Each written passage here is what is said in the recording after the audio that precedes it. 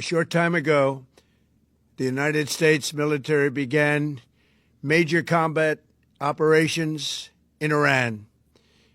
Our objective is to defend the American people by eliminating imminent threats from the Iranian regime, a vicious group of very hard, terrible people.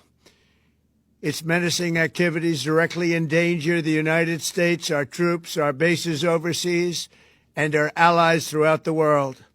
For 47 years, the Iranian regime has chanted death to America and waged an unending campaign of bloodshed and mass murder, targeting the United States, our troops, and the innocent people in many, many countries. Among the regime's very first acts was to back a violent takeover of the U.S. Embassy in Tehran, holding dozens of American hostages for 444 days. In 1983, Iran's proxies carried out the Marine barracks bombing in Beirut that killed 241 American military personnel.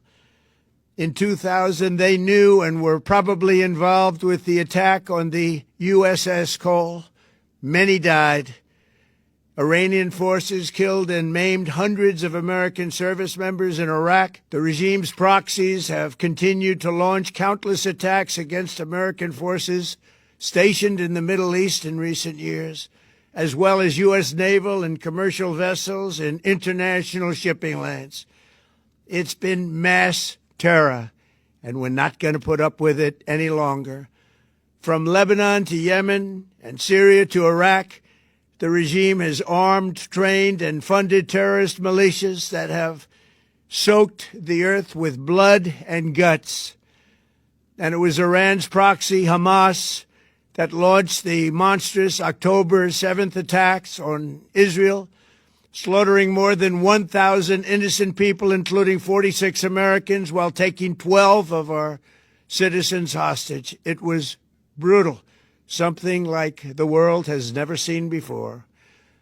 Iran is the world's #1 state sponsor of terror and just recently killed tens of thousands of its own citizens on the street as they protested. It has always been the policy of the United States, in particular my administration, that this terrorist regime can never have a nuclear weapon.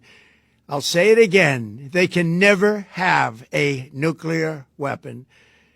That is why in Operation Midnight Hammer last June, we obliterated the regime's nuclear program at Fordow, Natanz, and Isfahan. After that attack, we warned them never to resume their malicious pursuit of nuclear weapons, and we sought repeatedly to make a deal. We tried. They wanted to do it. They didn't want to do it. Again, they wanted to do it. They didn't want to do it. They didn't know what was happening. They just wanted to practice evil. But Iran refused, just as it has for decades and decades. They've rejected every opportunity to renounce their nuclear ambitions, and we can't take it anymore. Instead, they attempted to rebuild their nuclear program and to continue developing long-range missiles that can now threaten our very good friends and allies in Europe, our troops stationed overseas, and could soon reach the American homeland. Just imagine how emboldened this regime would be if they ever had and actually were armed with nuclear weapons as a means to deliver their message. For these reasons, the United States military is undertaking a massive and ongoing operation to prevent this very wicked, radical dictatorship from threatening America and our core national security interests. We are going to destroy their missiles and raise their missile industry to the ground. It will be totally, again, obliterated. We're going to annihilate their Navy. We're going to ensure that the region's terrorist proxies can no longer destabilize the region or the world and attack our forces and no longer use their IEDs or roadside bombs, as they are sometimes called, to so gravely wound and kill thousands and thousands of people, including many Americans. and we will ensure that Iran does not obtain a nuclear weapon. It's a very simple message. They will never have a nuclear weapon. This regime will soon learn that no one should challenge the strength and might of the United States Armed Forces. I built and rebuilt our military in my first administration, and there is no military on earth even close to its power, strength, or sophistication. My administration has taken every possible step to minimize the risk to U.S. personnel in the region. Even so, and I do not make this statement lightly, the Iranian regime seeks to kill. The lives of courageous American heroes may be lost, and we may have casualties. That often happens in war. But we're doing this not for now. We're doing this for the future, and it is a noble mission.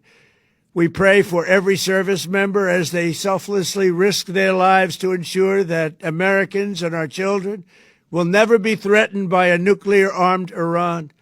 We ask God to protect all of our heroes in harm's way, and we trust that, with his help, the men and women of the armed forces will prevail.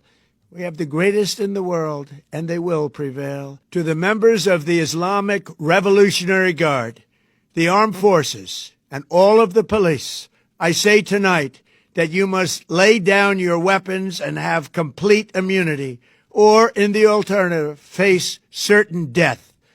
So, lay down your arms. You will be treated fairly with total immunity, or you will face certain death. Finally, to the great proud people of Iran, I say tonight that the hour of your freedom is at hand. Stay sheltered. Don't leave your home.